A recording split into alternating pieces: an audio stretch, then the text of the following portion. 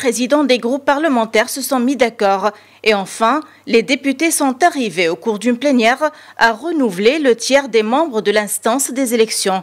Une solution qui va mettre fin à une crise qui a frappé l'ISI depuis des mois.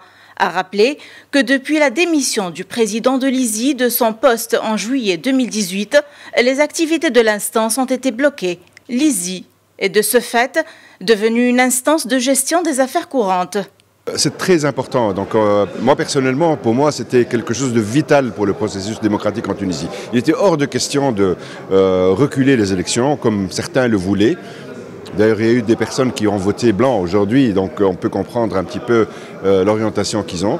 Pour réussir le processus démocratique, on doit garder les dates escomptées pour les élections législatives et présidentielles. Une atmosphère tendue régnait au cours de cette séance plénière, et ce face à la persistance de l'absentéisme au sein des parlementaires. À savoir qu'au cours de leur dernière réunion, les présidents des groupes parlementaires se sont mis d'accord sur 3 noms qui doivent chacun obtenir au moins 145 voix pour être élus. Le clivage essentiel, c'est entre ceux et celles qui veulent des élections en 2019 et celles et ceux qui refusent ces élections-là.